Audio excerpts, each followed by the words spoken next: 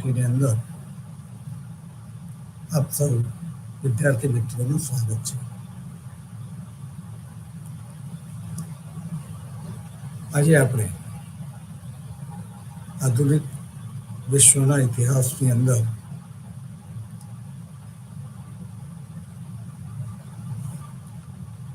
Russian ક્રાંતિ વિશે વાત કરીશું. રશિયન ક્રાંતિ 1917માં થઈ હતી, જે બોલ્શેવિક ક્રાંતિ તરીકે પણ ઓળખાય છે અને સામ્યવાદી ક્રાંતિ તરીકે પણ ઓળખાય છે. આ ક્રાંતિનું સ્વપ્ન સેવનાર કાર્લ માર્ક્સ નામના મહાન ચિંતક હતા.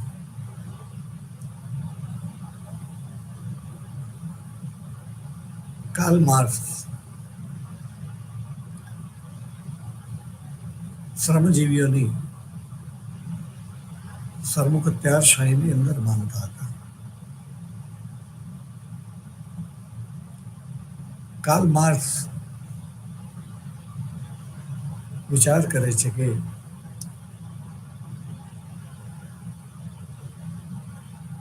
ઇતિહાસની અંદર ડોક્યુ કરીએ તો વિશ્વ આખામાં કોઈ પણ સ્થળે અને કોઈ પણ સમયે એવું જોવા નથી મળતું કે જે તે સામ્રાજ્યના તમામ લોકો સુખી હોય, એટલે કે સમસ્યા વગરનું જીવન જીવતા હોય. કુદરતી સમસ્યા હોય તે જુદી વાત છે, એ સમસ્યા બધાને હોય. સુખ પણ સરખું, સુખ પણ દુઃખ પણ સરખું, એવી સ્થિતિનો અહીંયા કોઈ વાંધો નથી. પણ થોડાક લોકો ખૂબ સારું જીવન જીવતા હોય, જરૂરિયાતો આસાનીથી પૂર્ણ કરી શકતા હોય અને કંઈક લોકો પોતાની જરૂરિયાતો પૂર્ણ કરવા, સામાન્ય જરૂરિયાતો પૂર્ણ કરવા અનેક કષ્ટ સહન કરતા હોય, અને છતાં સામાન્ય કક્ષાની જરૂરિયાતો અલ્પ પ્રમાણમાં પણ પૂર્ણ કરી શકતા ન હોય. વિચાર કરે છે કે આનું કારણ શું? આપણે એ જમાનાની વાત કરીએ તો બહુ બધા ચિંતકો માનવીની સાથે સાથે અન્ય જીવોના જીવનની સરખામણી કરતા હતા.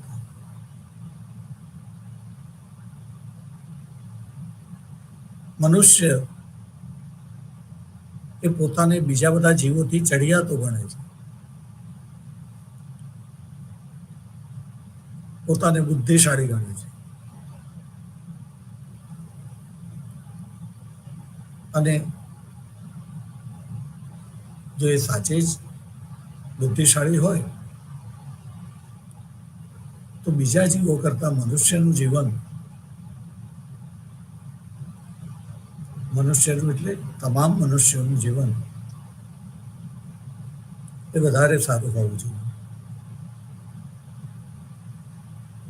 પરંતુ આપણે જોઈએ છીએ કે મનુષ્ય સિવાયના જીવ જગતની અંદર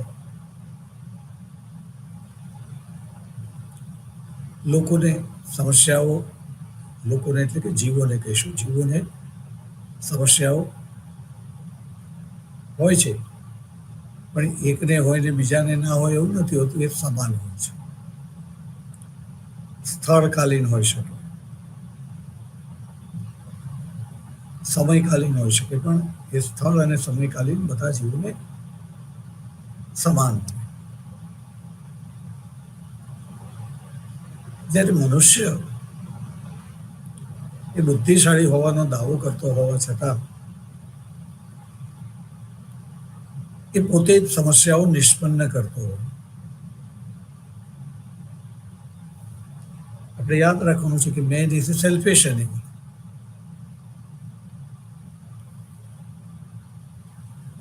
અને પરિણામે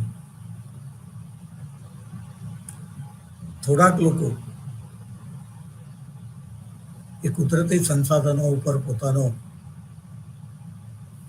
અધિકાર જે છે જમાવીને બીજા બધા જીવો છે એને એ સંસાધનોથી વંચિત કરતો હોય છે. અમારી જમીન, અમારું ખેતર, અહીંયા બીજા કોઈએ પગ નહીં મૂકવાનો, જમીનમાં જે કંઈ છે તે મારું છે વગેરે. ત્યારે એ જમાનામાં ઘણા બધા ચિંતકો પોતાના ચિંતનને પરિણામે જુદા જુદા વાદથી પરિચિત થયા, અને એમાંનો એક વાદ એ નિસર્ગવાદ હતો.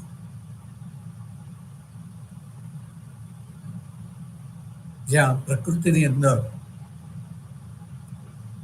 કોઈની કોઈ માલિકી નથી હોતી, ભોગવટાધિકાર હોય.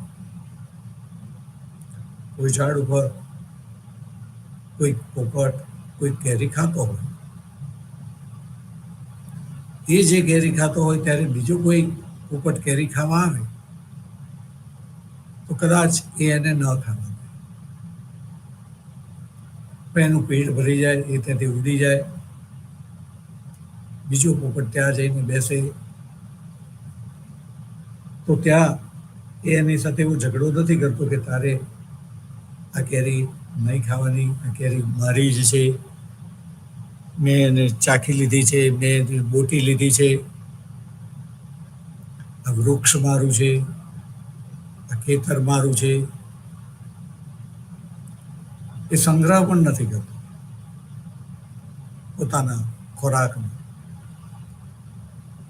ત્યારે કાર્લ માર્ક્સ એ આવા કંઈક વિચારથી પ્રેરાઈને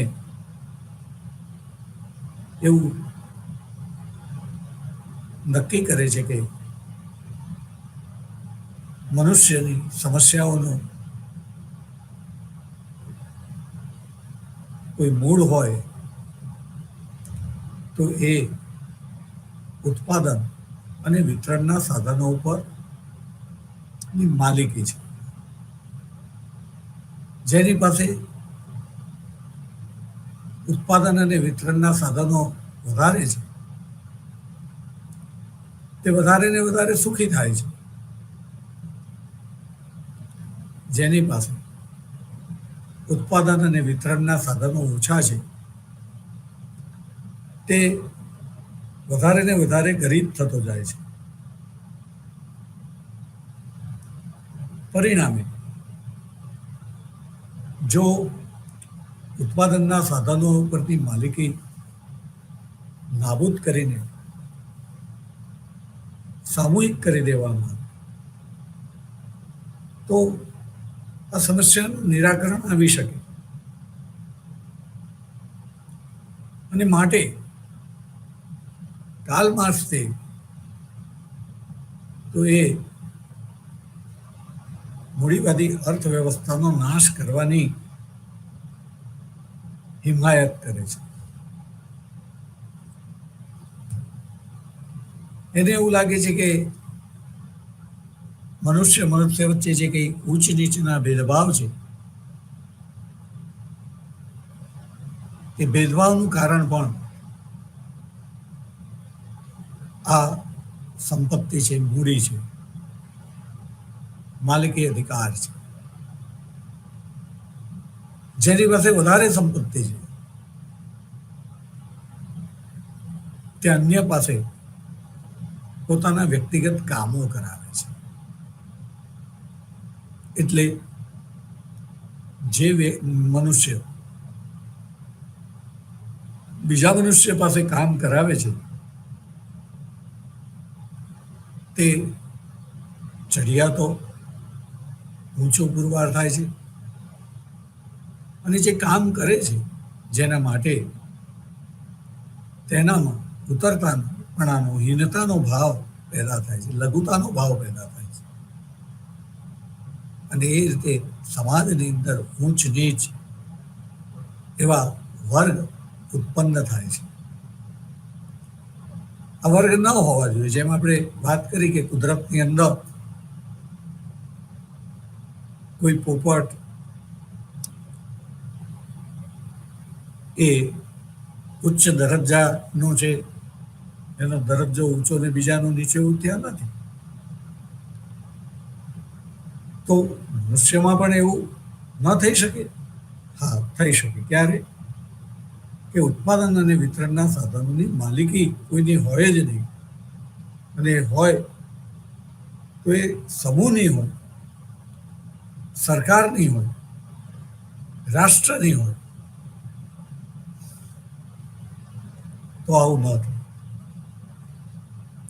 પરિણામે એણે આ નવો વિચાર આપ્યો કે જેની અંદર એક એવા સમાજની રચના કરવા માંગતો હતો કે જે સમાજ વર્ગ વિહીન હોય. એની અંદર પૈસો હોય જ નહીં, મૂડી હોય જ નહીં. એની અંદર દરેક જણ કામ કરે, પોતાની ક્ષમતા પ્રમાણે ઉત્પાદન કરે, પોતાની જરૂરિયાત પ્રમાણે વાપરે, અને વધારાનું અન્યને વાપરવા માટે મળે. એ માટે જે વ્યવસ્થા તંત્ર એટલે કે સરકાર એને હસ્તક એ વધારાનું ઉત્પાદન હોય. કોઈ પણ વસ્તુ ઉપર કોઈની માલિકી નહીં, આવી સાદી વાત એને એમ લાગ્યું કે એવા સમાજની એવી અર્થવ્યવસ્થાની, સમાજ વ્યવસ્થાની, અર્થવ્યવસ્થાની રચના થવી જોઈએ. સાથે સાથે દરેક જણે ત્યાં શ્રમ કરવાનો હતો. મૂડીવાદી અર્થવ્યવસ્થાની અંદર કેટલાક લોકો ખૂબ શ્રમ કરે છે, પરંતુ એ શ્રમના ફળ એમને ચાખવા નથી મળતા. જ્યારે કેટલાક લોકો કાલ માર્ક્સની દ્રષ્ટિએ, રિપીટ કરું છું, ફરીથી બોલું છું કે આઈ રિપીટ, કાલ માર્ક્સની દ્રષ્ટિએ કામ નથી કરતા.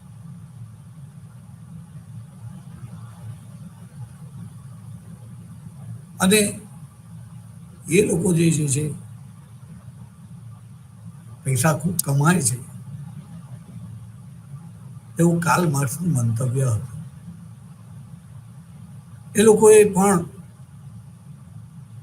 કામ કરવું જોઈએ. અહીંયા ખાસ કરીને વાત ઉત્પાદનની આવે છે. આઈ રિપીટ કે એ વખતે જે ઉત્પાદનની વાત છે જુદી હતી, અને હું અત્યારે જ્યારે વાત કરું છું ત્યારે ઉત્પાદનમાં પણ ઘણા બધા પ્રકાર છે. કોઈક વસ્તુ બનાવે તો એને જ ઉત્પાદન ગણવામાં આવતું હતું, પણ હું અત્યારે બોલી રહ્યો છું, વિદ્યાર્થીઓને ભણાવી રહ્યો છું, એટલે ઉત્પાદન ગણવામાં નહોતું આવતું. પણ આ એક ભૂલ હતી. એવું લાગતું હતું કે જે હું કરું છું એવું જ મારા જેવું બીજા કરનાર લોકો એ ફક્ત ઓર્ડર કરે છે, જી બનાવે છે, અને અનેક રૂપિયા કમાઈ લે છે. અને કાર્લ માર્ક્સ એની દ્રષ્ટિએ મારે પણ શ્રમ કરવાનો હતો. મારે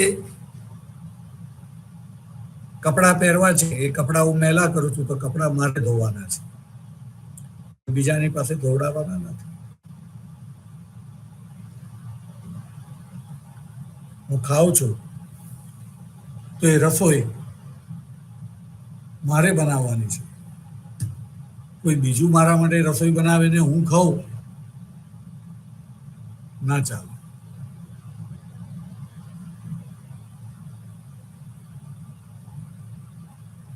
આવું ઘણું બધું કે એક વ્યક્તિએ બીજી વ્યક્તિ પાસે પોતાના અંગત કામો કરાવવાના નહીં, જાતે જ કરવા.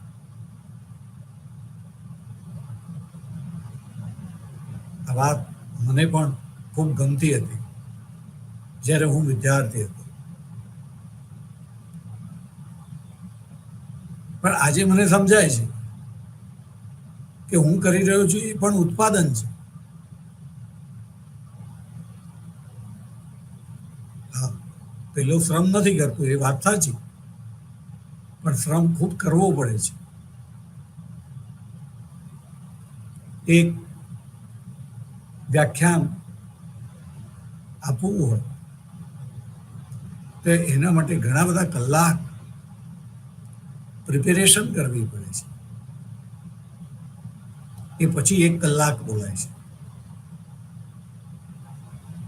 અને એ 1 કલાકનું મને જે વેતન મળે અત્યારે હું બોલી રહ્યો છું, એ વેતન એક શ્રમિકના વેતન સાથે સરખાવવામાં આવે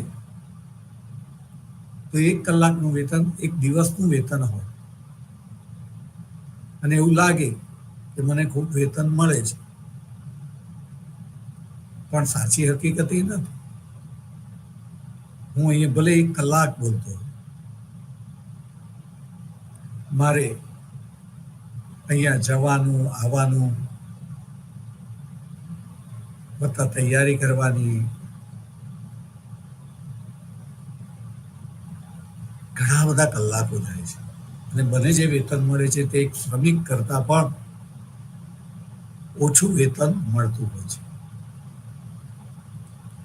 એટલે બેઠાડું જીવન, શ્રમ નહીં કરવાની, આ વાતો આજે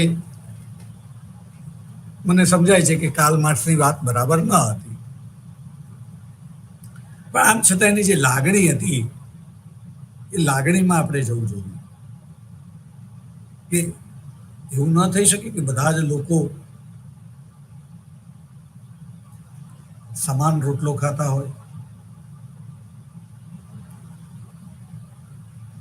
વિદ્યાર્થી મિત્રો, હું વિગતોમાં બહુ નથી ઉતરતો.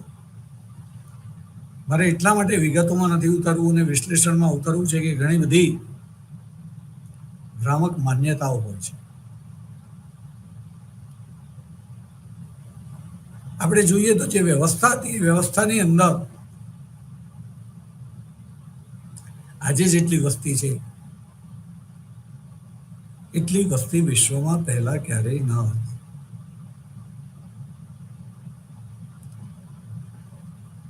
પૃથ્વી ઉપર જમીન ઉપર મનુષ્યનું દબાણ ખૂબ ઓછું હતું.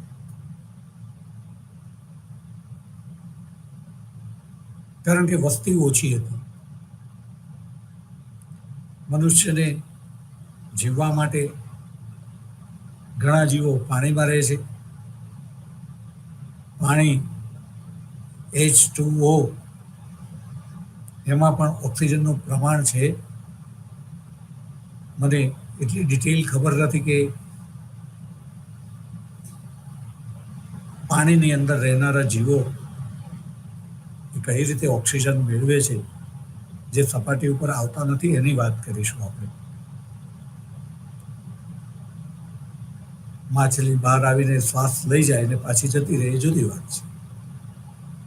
પણ જે માછલીઓ ખૂબ નીચે રહે છે, ઉપર આવતી નથી,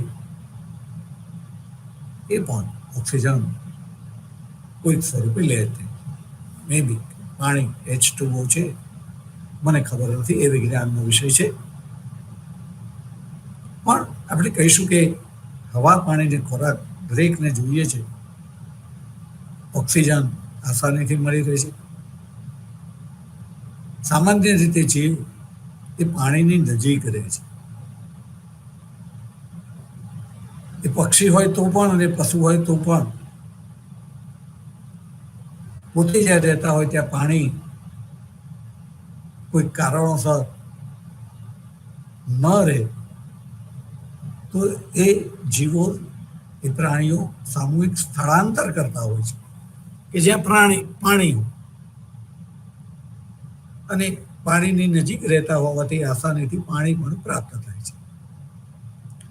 રહી વાત ખોરાકની, પૃથ્વી ઉપર દરેક જીવને એની જરૂરિયાત પ્રમાણેનો ખોરાક મળી રહે છે. અને મનુષ્યની વાત કરીએ તો એ ખેતી કરીને ખાય છે. તો જમીન એક દાણો એને આપીએ છીએ, જમીન અનેક દાણા પાછા આપે છે.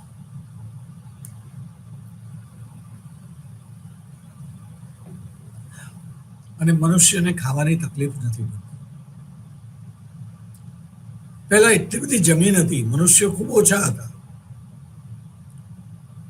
પાણીની નજીક રહેતો તો હવા આસાનીથી મળતી હતી. અને જમીન વધારે હોવાથી કોઈ પણ જગ્યાએ ખેતી કરીને પોતાનું પેટ બહુ સરળતાથી ભરી શકતો હતો. એવું કહેવાય કે પૃથ્વી પરના તમામ લોકો પૌષ્ટિક આહાર ખાતા હતા.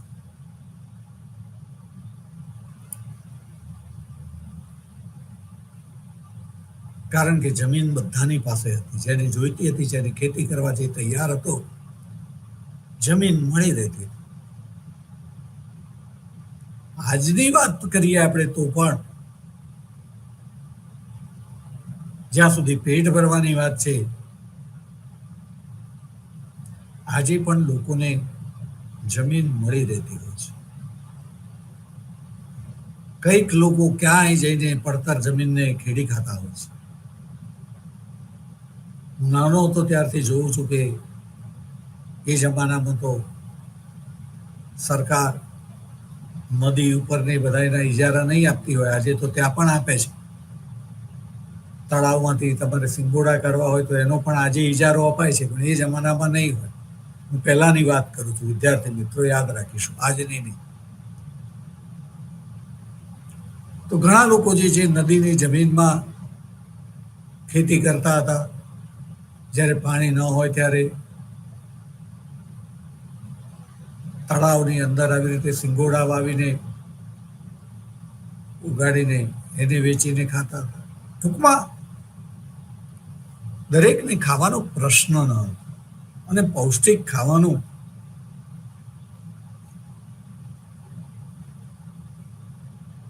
બધાને મળી રહેતું હતું. હું જે જગ્યાએ રહેતો હતો એની વાત કરું તો વિદ્યાર્થી મિત્રો, ગામ સ્વાવલંબી હોય.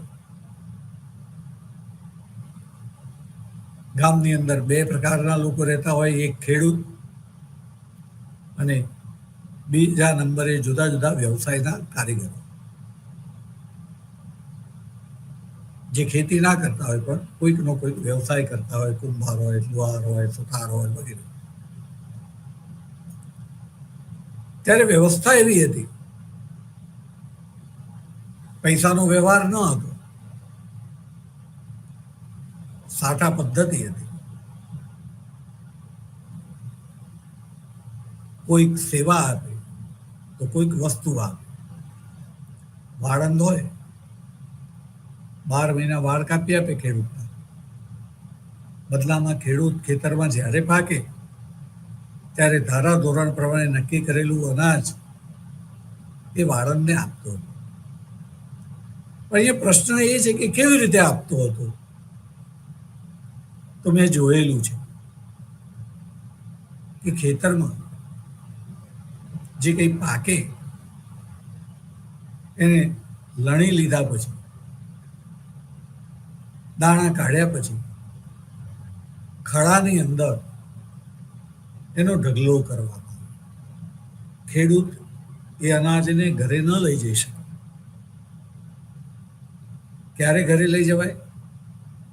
કે એણે જેની જેની સેવાઓ લીધી હોય એ બધાને ત્યાં બોલાવવાનું,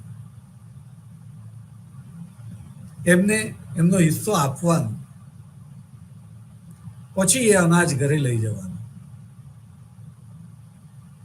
પરિણામે જે અનાજ ખેડૂત ખાતો હોય એ જ અનાજ જુદા જુદા વ્યવસાયના વ્યવસાયિકો પણ ખાતા હોય. એટલે કે દરેક માનવી પૌષ્ટિક ખોરાક ખાતો હતો. આવું મેં પોતે જોયેલું છે. પરંતુ આજે વાત બદલાઈ ગઈ છે.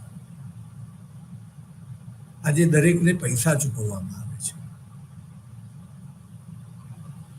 એટલે એ ખેડૂત જે છે એ પોતે તો સરસ અનાજ ઉત્પન્ન કરે છે, પણ જો એની પાસે જમીન ઓછી છે તો એ જમીનમાં ઉત્પન્ન થયેલું સરસ અનાજ એ પોતે પણ નથી ખાઈ શકતો. બીજાની વાત તો જવા દો, કારણ કે આજે મનુષ્ય એ જરૂરિયાતનું પોટલું બની ગયું છે. એની પાસે જેટલા પૈસા હોય એટલા ઓછા પડે છે. Sky is the limit. અને પરિણામે જો એના ખેતરની અંદર સારું અનાજ પાક્યું હોય તો એ સંપૂર્ણ અનાજનું વેચાણ કરીને એટલા પૈસામાંથી સસ્તું અનાજ લાવીને પોતાના ઘરના સભ્યોને ખવડાવે અને એ વધારે પૈસામાંથી બીજી જરૂરિયાતો પૂર્ણ કરે.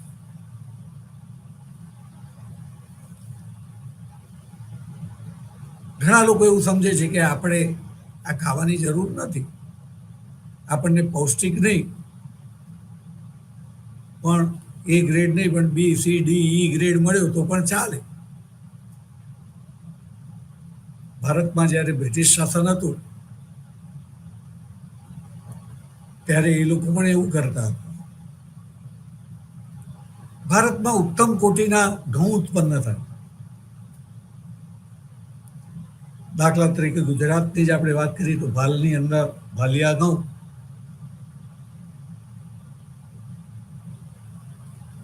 પણ ભારતના કે ગુજરાતના માણસો કેવા તો કહે છે કે ઘઉં ખાવાને લાયક નહીં.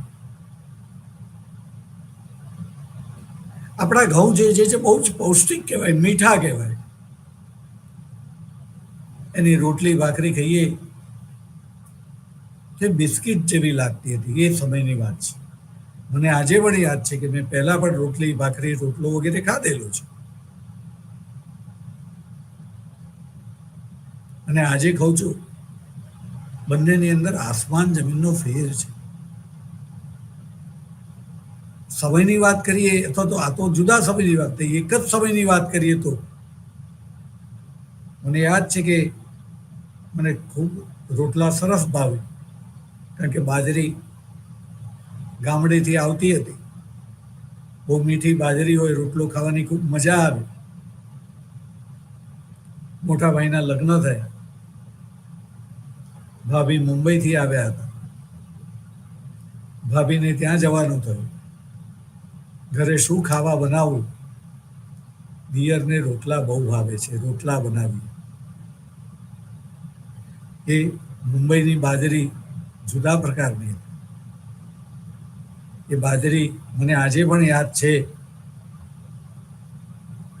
કે ભાભી નવા નવા એમણે વખાણ કરેલા કે દિયરને બહુ ભાવે છે અને એમના ઘરે જઈને ન ખાઈએ તો એમને સારું ન લાગે, એટલે એટલી સમજણ તો મારામાં હતી, પરિપક્વ હતો. ત્યાં જે રોટલો હતો બાજરીનો મારા મોઢામાં ન જાય. એક રોટલો પણ મારે પરાણે પરાણે મોઢામાં ચાઈને ઉતારવો પડે. મોઢું ના પાડે પણ માન રાખવા ખાવું પડે. મને બરાબર યાદ છે. તો એવી બાજરી જે ખાવાને લાયક ના કહેવાય પણ લોકો ખાતા હતા. અને એ પ્રમાણે અંગ્રેજોની, બ્રિટિશરોની દૃષ્ટિએ આપણે એ પૌષ્ટિક કે સ્વાદિષ્ટ કે મીઠી બાજરી ખાવાને લાયક ક્યાં, કે ઘઉં ખાવાને લાયક ક્યાં. એટલે બ્રિટિશ સરકાર આપણે ત્યાંથી ઘઉં જે છે એની નિકાસ કરી દેતી હતી. ક્યાં? કે જ્યાં ઉત્તમ લોકો રહેતા હતા, એ ગ્રેડના લોકો બ્રિટનમાં રહેતા હતા, એમના માટે એની નિકાસ કરતી અહીંથી. અને આપણે માટે ઓસ્ટ્રેલિયાની અંદરથી લાલ ઘઉં, જે મેં વર્ણન કર્યું બાજરીનું, ખાઈએ તો એવા લાગે. એ લાલ ઘઉં આપણે ત્યાં આયાત કરવામાં આવ્યું. કેમ? કે આપણે લાલ ઘઉં ખાવાને લાયક હતા એમની દ્રષ્ટિએ, આપણી નહીં, એમની દ્રષ્ટિએ. એટલે એ અહીંયા લાલ ઘઉંની આયાત કરતા હતા, જે ગ્રેડેશનની દ્રષ્ટિએ, ક્વોલિટીની દ્રષ્ટિએ ખૂબ ઉતરતા હતા અને એ ગ્રેડના નિકાસ કરી દેતા હતા. વિદ્યાર્થી મિત્રો, આ બરાબર યાદ રાખવાનું છે. તમને સાચો ઇતિહાસ ખબર નથી, સાચો ઇતિહાસ લખાતો નથી. તમારી પાસે ઇતિહાસ છે એડવર્ટાઇઝ જેવો છે. ટીવી ઉપર એડવર્ટાઇઝ જોઈએ અને એમ લાગે કે હા, થમ્સઅપ પીશું તો આવી તાકાત આવી જશે, પણ ખરેખર ઘરે થમ્સઅપ પીએ તો હાડકાઈ ઓગળી જાય, શરીરમાં જે તાકાત હોય એ ઘટી જાય. ત્યારે આપણે જેને કહીએ કે આ પ્રકારે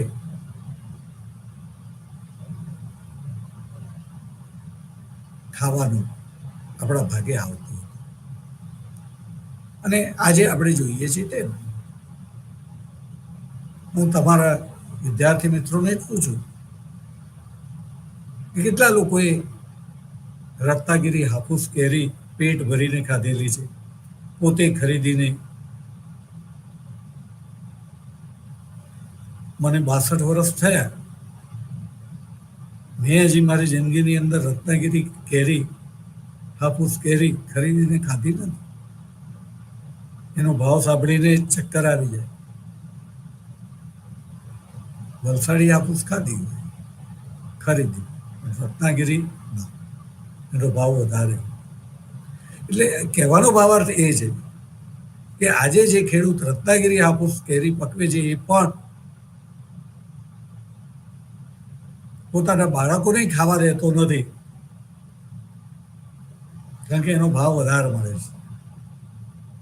એ કેરી ખાવાને લાયક જે લોકો નામી છે, કોઈનું નામ દઉં એ સારું ના લાગે, પણ જે લોકો નામી છે એ લોકો એને ખાવાને લાયક છે.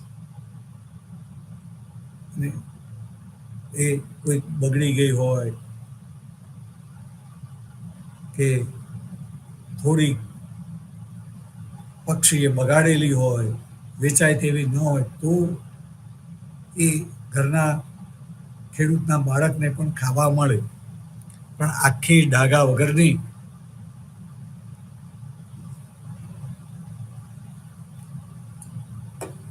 એક્સપોર્ટ થઈ જાય. તો વિદ્યાર્થી મિત્રો, આપણે જોવાનું એ છે કે પહેલાના સમયમાં જ્યાં ગામના તમામ લોકો પૌષ્ટિક ખોરાક ખાતા હતા, તમામ બોલું છું, સમાજમાં વર્ણ વ્યવસ્થા હતી. એનો અર્થ એવો નથી કે કોઈના ખેતરમાં સારું પાકતું હતું ને કોઈના ખેતરમાં સારું નહોતું પાકતું. જમીન દરેક પાસે હતી, પાણી દરેક પાસે હતું, જુદું હતું પોતાનું, પણ બધાની પાસે હતું. જીવન જુદું હતું, માન સન્માન તો ત્યાં હતું જ. એ તો ભાગલા પાડો અને રાજ કરોના ભાગ રૂપે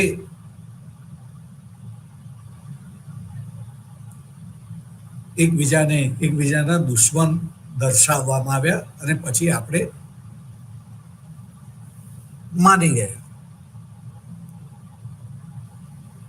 એ વ્યવસ્થા હતી. મારા ઘરની અંદર પણ લસણ ડુંગળી માતા ન ખાય તો અમને રસોડામાં ખાવા નહોતું મળતું, કારણ કે પિતા ડુંગળી ખાય એને ઔષધિ ગણું, માતા ન ખાય એટલે રસોડામાં તો ડુંગળી લસણ હોય જ નહીં. ખાવું હોય તો બહાર રહીને ખાવું પડે, ખાવાની મનાઈ નહીં હોય બહાર જઈને બીજા જગ્યાએ. રસોડામાં પરમિશન, એનો અર્થ એવો નથી કે એકબીજાના માટે માન નહોતું, સન્માન ન હતું. વ્યવસ્થા છે, ભેદભાવ નથી. પણ પછી એનો પ્રચાર પ્રસાર એવી રીતે કરવામાં આવે એટલે બાકીના લોકો પણ એવી રીતે જીવે, પછીની વાત જુદી છે. એની હું વાત નહીં કરું, હું વાત પહેલાની કરું છું. તો આપણે કહીએ છીએ કે કાર્લ માર્ક્સ એ જોવે છે કે બધા જ લોકો એ સમાન ન ખાઈ શકે, સમાન જીવન ન જીવી શકે. જીવી શકે, ભારતમાં તો જીવતા જ હતા.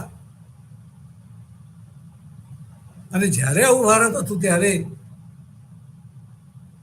એ ભારતીય સંસ્કૃતિ વસુધૈવ કુટુંબકમમાં માનતી હતી. સમગ્ર વસુધાને પોતાનું કુટુંબ ગણતી હોય, એ ભાઈઓને પોતાના ભાઈ ગણતી હોય, તો ગામના ભાઈને પોતાના કરતા ખરાબ જીવન આપે ન આપે, શક્ય જ નથી.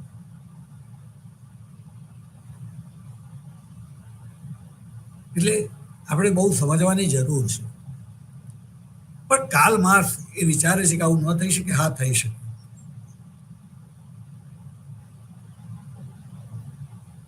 રાવણ પણ વિમાનમાં ફરી શકે,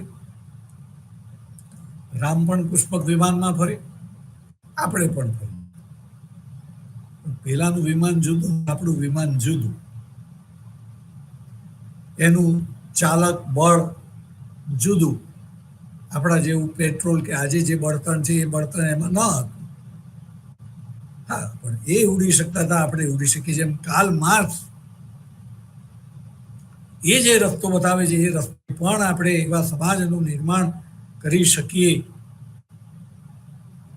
કે જે સમાજની અંદર બધા જ લોકો સુખ દુઃખ સમાન રીતે ભોગવતા હોય, માણતા હોય. તો વિદ્યાર્થી મિત્રો, આપણે બરાબર સમજવાનું છે કે કાર્લ માર્ક્સ ખોટો નથી, બહુ સારો છે, સાચો છે. હું એને વંદન કરું છું. પણ જેણે એનો અમલ કરવાનો છે, એ લોકો એનો અમલ ન કરે ત્યારે કાર્લ માર્ક્સ એ જાણે કે ખોટો હતો, એના વિચાર ખોટા હતા. અને ક્યારેય એ ઈચ્છતો હતો એવી અર્થવ્યવસ્થા ક્યારેય કોઈ જગ્યાએ સ્થપાઈ જ નથી. ક્ષણિક હજી અમલ થાય પહેલા તો એના ગંભીર પરિણામો અને તરત જ પાછી ખેંચી લેવી પડી. લેનિનને નવી આર્થિક નીતિ અમલમાં મૂકવી પડી.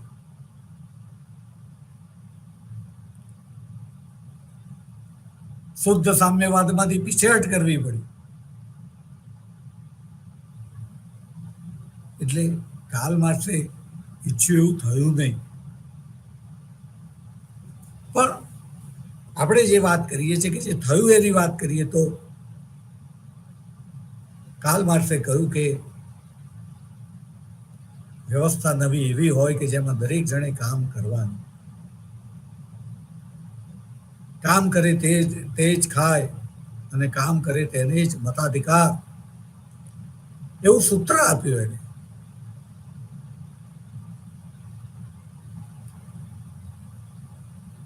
આ વ્યવસ્થા અથવા તો આ વિચારધારા,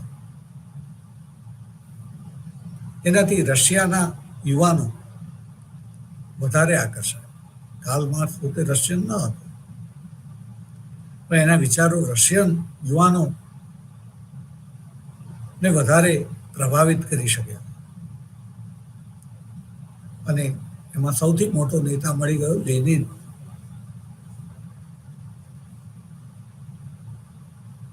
રશિયાની અંદર ક્રાંતિ કરવામાં એ સફળ થયો. સામ્યવાદી પક્ષ સત્તા ઉપર આવ્યો. તમામ ચીજોનું રાષ્ટ્રીયકરણ કરી નાખવામાં આવ્યું.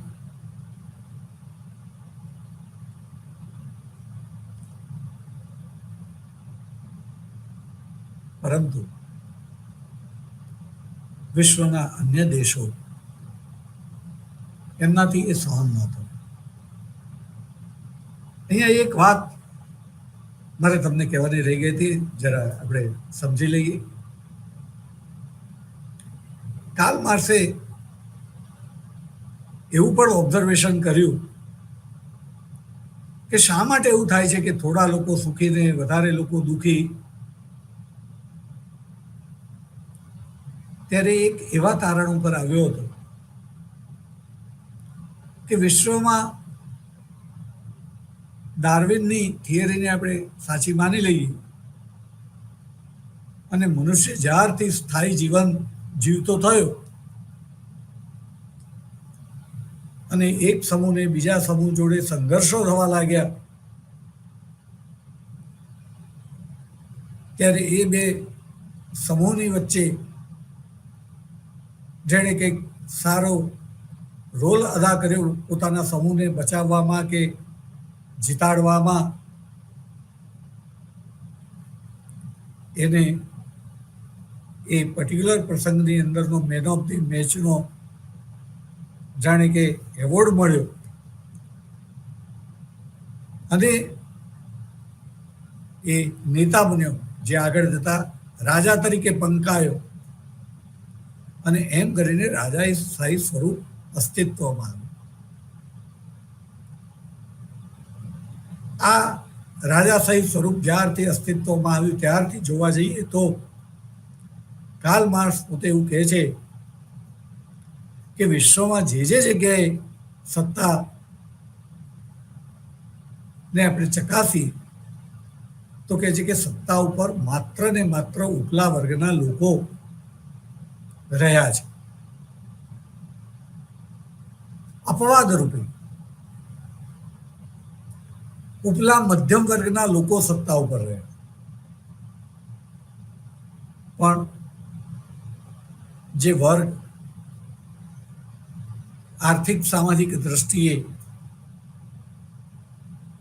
કોટિક્રમની અંદર તળિયે હતો, એ વર્ગ સત્તા ઉપર ક્યારેય નથી આવ્યો. સાથે સાથે એ વિચારે છે કે દુઃખ એ કેવી વસ્તુ છે, તો કહે છે કે જેને થાય એને જ ખબર પડે. ઘાયલ કી ગત ઘાયલ જાને, બીજાને ખબર ન પડે. હાલ મારી પત્નીને ચિકનગુનિયા થયો છે, ત્યારે એને ઘણી તકલીફ પડે છે, પણ મને નથી સમજાતું, કારણ કે બહાર કોઈ બાહ્ય ચિહ્નો નથી કે એને કેટલું દુઃખ થાય છે. હું એને ફીલ નથી કરી શકું. મદદ કરું એ અલગ વાત છે, એના ઉપર વિશ્વાસ રાખીને, પણ મારે માની લેવું પડે કે એને દુઃખ થાય છે, પણ એનો અનુભવ મને ન થાય. એમ દુઃખ એવી વસ્તુ છે કે જેને થાય એને જ ખબર પડે, બીજાને ખબર ના પડે. આપણે જાણીએ છીએ કે આ બીજાને ખબર ના પડે એ ખ્યાલમાંથી જ લોકશાહી આવી, પ્રતિનિધિની વાત આવી, પ્રતિનિધિત્વ આવ્યું. પણ આપણે જોઈએ છીએ કે સત્તા ઉપર મોટે ભાગે જન્મથી જ સોના ચાંદીની ચમચીથી ખાનારા લોકોની પાસે સત્તા રહી હોય. ભારતની અંદર પણ આપણે વાત કરીએ તો તમે જોશો કે જે કંઈ લોકો સત્તા ઉપર હતા છે એમાંના મોટાભાગના લોકો જે છે જે ઘણા સુખી. હા, હમણાં થોડા વર્ષોથી પરિવર્તન આવ્યું છે. એક ચાય વાળો પણ સત્તા ઉપર આવી શકે કે જેણે ગરીબી જોયેલી છે. એ જ્યારે સત્તા ઉપર આવે ત્યારે ગરીબી શું હોય એને ખબર હોય, કારણ કે એને પોતે માણેલી છે. અને પરિણામે એ ગરીબો માટે ગરીબ કલ્યાણ મેળા કરે. હા, સફળતા જુદા જુદા કારણોસર ન મળે એ જુદી વાત છે, કારણ કે સત્તામાં બધા જ ચાયવાળા નથી. અને માટે કાર્લ માર્ક્સ કહે છે કે સત્તા જે છે કોના હાથમાં હોય, તો કે છે માત્ર ને માત્ર શ્રમજીવીના હાથમાં જ હોવી જોઈએ. શ્રમજીવીઓની સરમુખત્યારશાહી, તો જ આ સફળ થાય. બહુ સમજવાની જરૂર છે વિદ્યાર્થી મિત્રો. જેણે દુઃખ ભોગવ્યું છે એ સુખી થાય તો પણ એને એ દુઃખ યાદ હોય. એને એવું થાય કે મેં જે દિવસો જોયા એ બીજા મારા ભાઈઓને જોવાના ન આવે. પણ જે સોના ચાંદીની ચમચીથી જ બાળપણથી જન્મ્યો હોય એને બાકીના લોકો જે છે સામાન્ય લોકોના કષ્ટ એટલે ખબર જ આપણે એમાં એનો વાંક નથી. આપણે કોઈનો વાંક નથી કાઢતા. આ સમજનો પ્રશ્ન છે. એની પાસેથી તમે અપેક્ષા ન રાખી શકો. એટલે આજે આપણે જોઈએ છીએ કે બહુ બધા ચાયવાળાના કે એનાથી પણ ઉતરતી કક્ષાના જીવન જીવનારા લોકો ધીમે ધીમે સત્તા ઉપર આવી રહ્યા છે. એ રાષ્ટ્રપતિ હોય, ઉપરાષ્ટ્રપતિ હોય, વડાપ્રધાન હોય, પક્ષ પ્રમુખ હોય, કોઈ એક જ પક્ષની અહીં આપણે વાત જ નથી કરતા. જુદા જુદા, આપણે કોઈનું નામ દેવાનું નથી, આપણે કોઈનાથી મતલબ નથી. આપણે ફક્ત વિચારથી મતલબ છે, વ્યક્તિથી મતલબ નથી. યાદ રાખીશું. પક્ષથી આપણે કોઈ મતલબ નથી. આપણે જે છે ફક્ત ને ફક્ત વિચારથી મતલબ છે. We are thinkers. સમાજ સારો કેવી રીતે થાય કાર્લ માર્ક્સ વિચારે છે. અને એને લાગે છે કે સત્તા ઉપર માત્ર ને માત્ર શ્રમજીવીઓ હોય તો જ વર્ગવિહીન સમાજની રચના થાય. વર્ગવિહીન સમાજ એટલે સમત્વના ભાવની વાત છે. જે ભગવદ્ ગીતા કહે છે સમત્વમ યોગ ઉચ્યતે.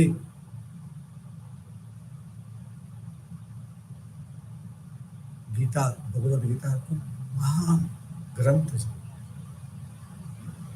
સમત્વની વાત કરી છે. પણ આપણે એ ગ્રંથનું આપણને નામ જ ખબર છે. ભારતની અંદર કેટલા ટકા લોકો ટકાવારી કાઢો તો ખબર પડે કે જેમણે ભગવદ્ ગીતા એક વખત જીવનમાં આખી વાંચી હોય. બહુ ઓછા. વાંચી એમાં પાછા સમજ્યા હોય બહુ ઓછા. સમજીને ઉતારી હોય ઘણા લોકો સમજે છે, પણ પછી પાછા કહે પણ ખરા દુર્યોધનની જેમ જાનામી ધર્મમ નચમે પ્રવૃત્તિ, જાનામી અધર્મમ નચમે નિવૃત્તિ. ગીતા વાંચવાની સમજવાની વાત નથી, એને જીવનમાં વ્યવહારની અંદર ઉતારવાની વાત છે.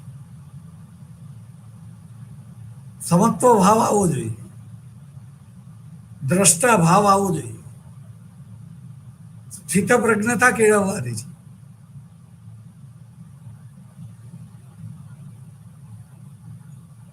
કર્મ કરવાનું છે, ફળની ઈચ્છા નથી રાખવાની. કેવું સરસ ભગવદ્ ગીતા સમજાવે છે. મમ માયા દુરત્યયા મામેકમ શરણમ વ્રજ. વિદ્યાર્થી મિત્રો, ઘણાને આજે એવું લાગ્યું છે કે ભગવદ્ ગીતા એ અભ્યાસમાં દાખલ કરવાનો વિષય છે. જેને આવું લાગ્યું છે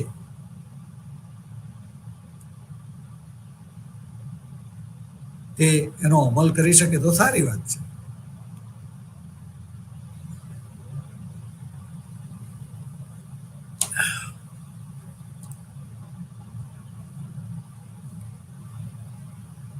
બહુ બધું શીખવાડે છે ભગવદ્ ગીતા. આપણે આ બધી વાત એટલા માટે કરી છે, આપણે વિગતો નહીં, આપણે વિચાર અગત્યનો જ યાદ રાખીશું. આપણે વિશ્વવિદ્યાલયમાં ભણી રહ્યા છીએ. ઇન્ફોર્મેશન તો તમે પુસ્તક વાંચશો તો મળશે જ, પણ બિટવીન ધ લાઇન્સ જે સમજવાનું છે બહુ ઓછા લોકો તમને સમજાવશે. વિદ્યાર્થી મિત્રો, ત્યારે કાર્લ માર્ક્સ એણે આ વિચાર આવ્યા. ફરીથી આપણે યાદ કરી દઈએ, કાર્લ માર્ક્સની સામ્યવાદી વિચારસરણી એટલે શું? તો આપણે કહીશું કે પહેલી વાત, વર્ગવિહીન સમાજ વ્યવસ્થાની રચના, મૂડીવાદી અર્થવ્યવસ્થાનો નાશ, ઉત્પાદન અને વિતરણના સાધનોની માલિકી સમૂહની, રાષ્ટ્રની ગણીશું કે સરકારની ગણીશું.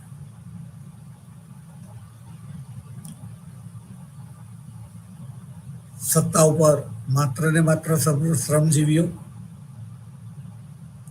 અને સત્તાધીશોને છૂટવાનો અધિકાર પણ જે શ્રમ કરતા હોય એને જ, ખાવાનો અધિકાર પણ એને જ કે જે શ્રમ કરતા હોય. કામ કરે તે ખાય, કામ કરે તેને મતાધિકાર. આદર્શ વ્યવહાર ની અંદર એને અમલમાં મૂકવાનું શક્ય બન્યું નથી હજી આજ દિન સુધી. આજે તો સામ્યવાદી સમાજ વ્યવસ્થા અને અર્થવ્યવસ્થા એ નિષ્ફળ ગઈ છે. એ નિષ્ફળ જવાના પણ કારણો છે. એની ફરી ક્યારેક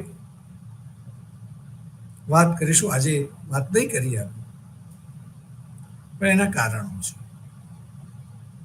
કોઈ પણ વસ્તુ શક્ય બની જ શકે, બનાવવી હોય તો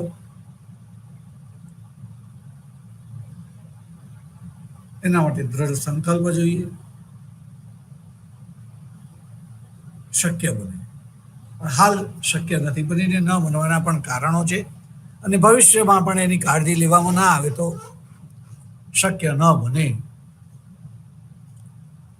અઘરું નથી, પણ સાથે સાથે સમજ જેટલી ક્લિયર લોકોમાં ન કરવામાં આવે ત્યાં સુધી એ સરળ પણ નથી. સરદાર વલ્લભભાઈ પટેલને ખૂબ સલામ કરવી પડે.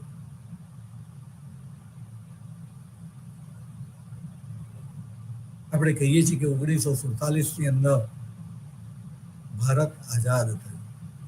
ના, ભારત 1947 આઝાદ નથી. એ વખતે જ ભારત જે ઘણા ભાગોમાં વહેંચાયેલું હતું. બ્રિટિશ રાજ, ફિરંગી રાજ, ફ્રેન્ચ રાજ, દેશી રાજ્યો. ભારતને આઝાદી માત્ર ને માત્ર જે પ્રદેશમાં બ્રિટિશ શાસન હતું ત્યાંથી મળેલું હતું. એ દેશી રાજ્યનું એકીકરણ સરદાર વલ્લભભાઈ પટેલે કર્યું. જે વસ્તુ મળી જાય એની કિંમત નથી. કલ્પના તો કરો, કે આજે દેશી રાજ્યો ભારતની અંદર અલગ સત્તા તરીકે સ્વતંત્ર હોત તો કેવા પ્રશ્નો ઉભા થાય.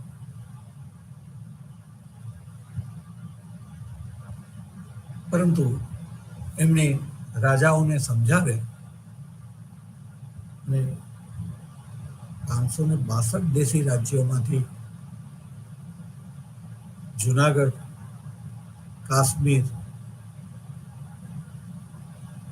હૈદરાબાદ એને છોડીને બધા રાજ્યો જે છે જતું કરે છે. આવી રીતે જો આપણે સમજાવટ કરીએ તો ફરીથી કાર્લ માર્ક્સના વિચારો પ્રમાણે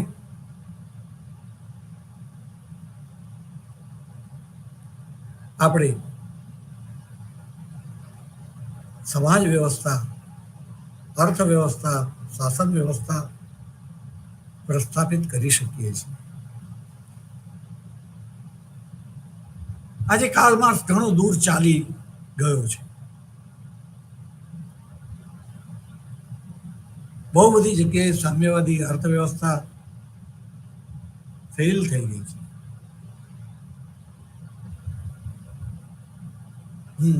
જે અર્થની અંદર આજે સામ્યવાદીઓ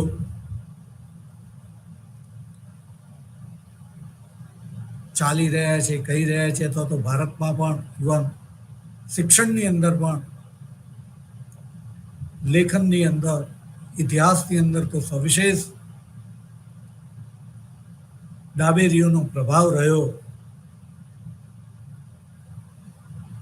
પરંતુ એ લખાણ એવા ન રહ્યા કે આપણે સ્વીકારી શકીએ. આપણને ડાબેરી કરતા જમણેરીઓના લખાણ વધારે ગમે એવું થયું. એમને લખવાની, જમણેરીઓને પણ લખવાની છૂટ મળવી જોઈએ તો ડાબેરીઓના લખાણો ચાલી જાય. તો આપણે જે છે એવા ડાબેરીઓ જોઈએ છે જેના લખાણો સ્વીકાર્ય હોય.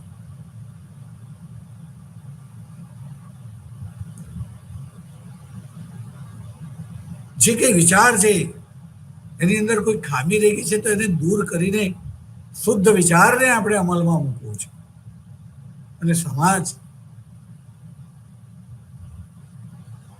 એક સરસ સમાજનું નિર્માણ કરવું છે. કાર્લ માર્ક્સ નિષ્ફળ ગયો. બહુ બધા લોકોએ એને સમર્થન આપ્યું. અમુક જગ્યાએ નહીં બોલું છું, અમુક પ્રકારે એના વિચારોને સંપૂર્ણ નહીં, અમુક પ્રકારે, અમુક પ્રમાણમાં સફળતા પણ મળી. એવું જ ગાંધી રામ રાજ્ય સ્થાપ્યું. એને ખાલી ભારતની જ વાત નથી ગાંધીની. ગાંધી પણ વિશ્વ માનવી હતું. પણ રામ રાજ્ય ક્યાંય ના સ્થપાયું.